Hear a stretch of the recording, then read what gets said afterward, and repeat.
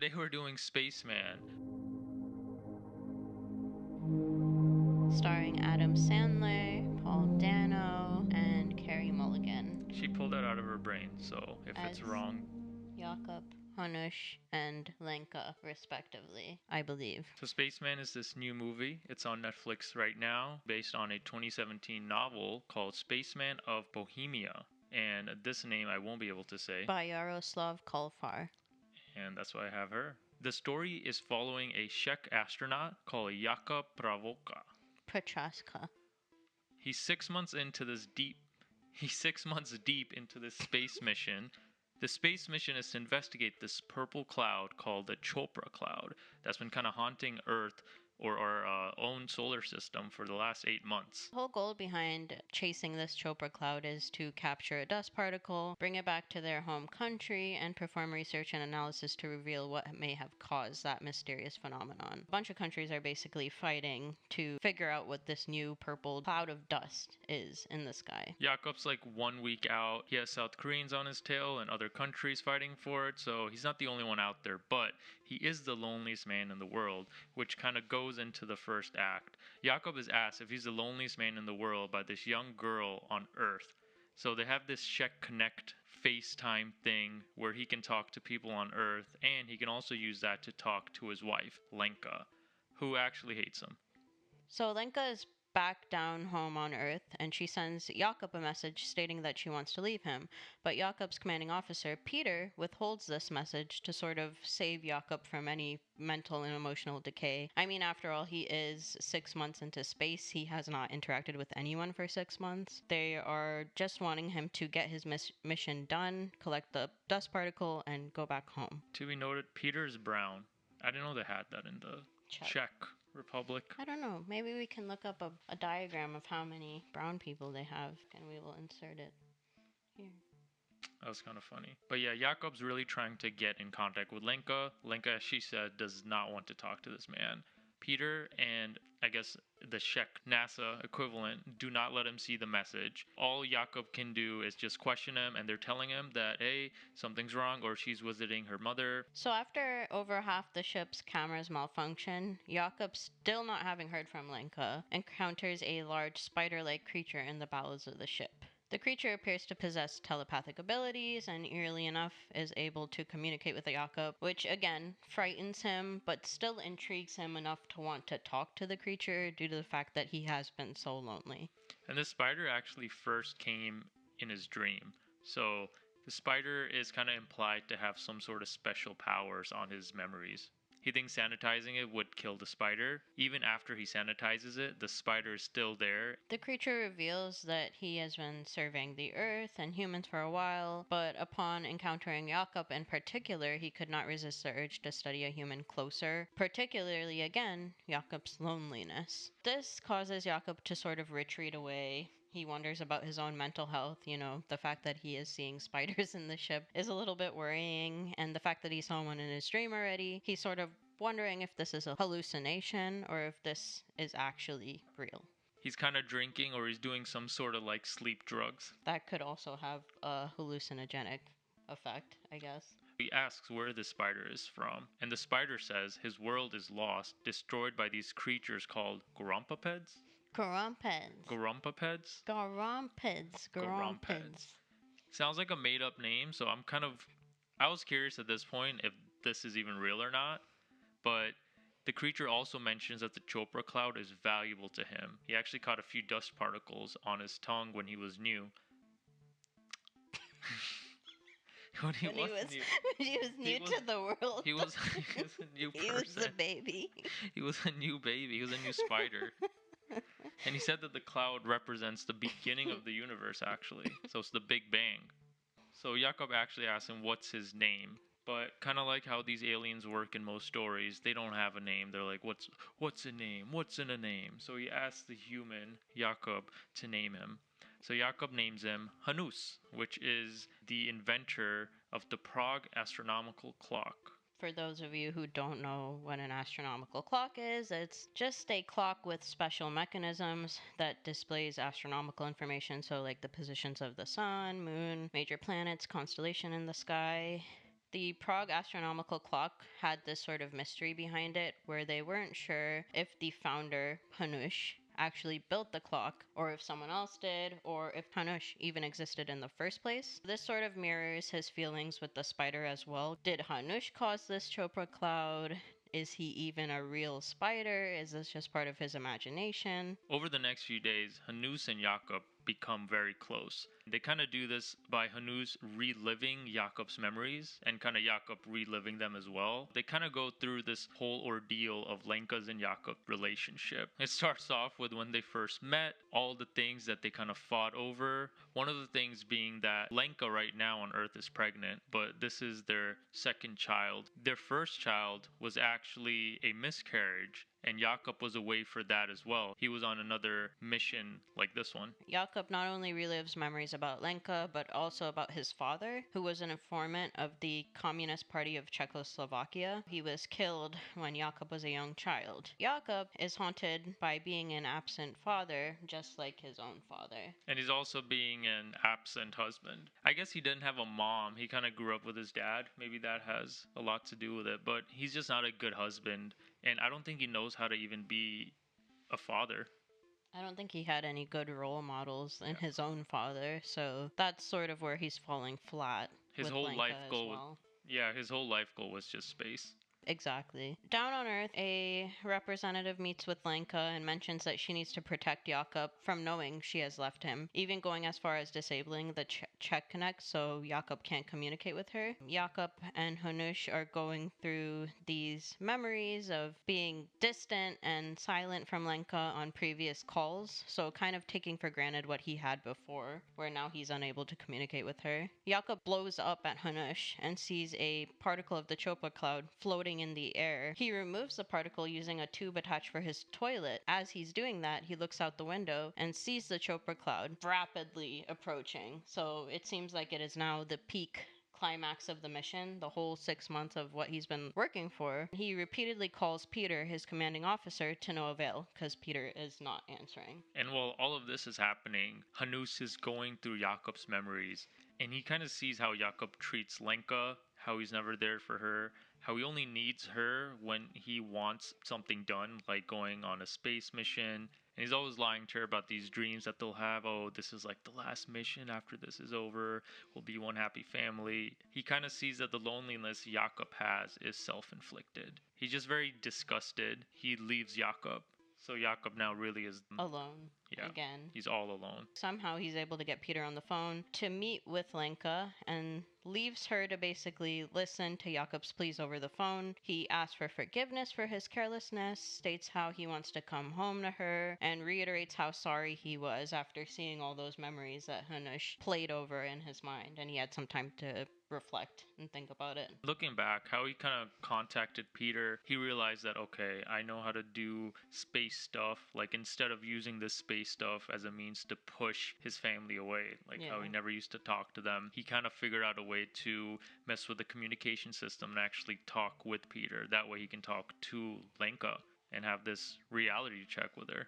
Jakob envisions his younger self also interacting with the small Hanush, so similar to the dream he had before, he's sort of playing with this small version of Hanush. In reality, Hanush returns after Jakob takes responsibility for his actions. Seems like Hanush was spectating that whole thing, and from there, Hanush mentions that he cannot let Jakob face the beginning, referring to the Chopra cloud, alone. Hanush also reveals to him that he's dying due to the Grumpapeds. The Grumpets. The Grumpets. We don't know what the Grumpets are, but... They look like little termites almost. Yeah, they're infecting his body. You can see one of his... He's a spider, right? So one of his legs was actually just wrinkled up. It's like a parasite slowly feeding off his body, it feels like. He's kind of telling him he's about to die. Hanus and Jakob finally arrive to this Chopra cloud, but Hanus flies out of the spaceship, and all Jakob can do, instead of collecting all the particles or even talk to his commanding officer, is actually chase Hanus. This was like the big revelation. He's not selfish anymore. He cares about more than himself. All the while, the alarms are obviously blaring because the ship is wide open, and commanding officer is telling Jakob to abort the mission, even willing to risk not collecting the dust particle just to save Jakob. Because they got close enough. So at the climax, Peter is warning Jakob to pull out and save himself, but Jakob hurries after Hanush and sprays him with the disinfectant, I think it was called Bomba, to try and save him. Hanush says that he appreciates the efforts, but obviously that will not help, and that they still had a little bit more time left together. They're floating into this cloud, and it's more of an interstellar thing. Every moment of time exists at once within the Chopra cloud, so Jakob is basically able to look to his past, present, and future all at the same time and kind of reflect on that. There's this one sequence where Jakob is stretched out, kind of like a spaghetti, and I heard that happens in black holes, so I'm not even sure if they're trying to imply that it is some sort of black hole. The dust particles could be Like a leftover wormhole. matter from a black hole. I mean, we don't know anything about black holes, so neither does the whole world. So it's a good play on that. Jakob basically observes his entire life unraveling around him. He sort of reflects that his best and happiest moments were with his wife. He's actually truly happy when he's with her. Hanush states that the Chopra cloud is the beginning, the ending, and every vibration of all time, past and future. Everything is permanent, yet nothing ever is. That is the truth of the universe. Before he gets eaten up by the Grumpheads. Grumpheads? They eat him up inside and out, and he's actually just turned into nothing. The parasites overcome his whole body. They eat him from the inside out. You don't even see what they turn into, so the Grumpheads didn't go after him. So I Yeah. guess they're not invasive to humans. It seems like they also sort of just disintegrated with Hanush. It kind of plays into this was all in Jakob's head. So Jakob is mourning Hanush, floating and staring at some flashing lights in the distance. And at the same time, back at home, Lenka sees a small purple dust particle fly up towards the sky. Seems like almost an acknowledgement that Lenka is realizing Jakob is really out there and he's doing all of this. For them, it kind of symbolizes some of her sympathy as well, all the while Jakob is up there thinking about her. So Jakob stares at this light and he sees an astronaut come out. And it's the South Koreans. They made it. They were second. Go Taekwondo. In the final scene, Jakob is actually seen talking on the spaceship to Lenka. And tells her shortly, after not speaking to her for however much amount of time, if I had known then what I know now, I never would have left. Lenka replies, if I had known then what I know now, would I have kissed you? To which Jakob prompts her for a response, and her last words being, it was a really good kiss. This sort of seals their fate at the end, kind of putting things aside and willing to move forward, symbolizing almost a new beginning, it seems like. It was a good little trail off. And that was the movie. Dun-dun-dun-dun-dun. So what did you think about it? So I think there was a lot to think about with the movie. The premise was good. They repeated a lot of it a lot of the time, so it was just a lot of back and forth between Jakob and Lenka, and him reflecting on how lonely he is and how he made the wrong move and how he wanted to repair things with her. I felt like that was a lot of the premise. The visuals were really good. I like the space visuals. I like that he explored his past, present, and future with the Chopra cloud. But I wish they showed a little bit more about that. Things stayed more back down to earth, which I guess was the point of the movie. But I know the book was a little bit different than that. It wasn't the sci-fi or the horror or the drama I kind of thought was going to happen. It was more of just, they kind of stuck to the main point, which was this man and this wife and their relationship with each other. And yeah, just kind of seeing a guy go crazy and is lonesome as well. Definitely. And I think they left a lot of things really open-ended. From the beginning, was Hanush real, or was he actually a figment of Jakob's imagination? Or is he like a Chopra cloud? Exactly. Induced by it? Is that sort of an effect of coming close to the Chopra cloud is another question, because he was the first one to do it. They don't know the negative effects of it. Again, do Jakob and Lenka get back together?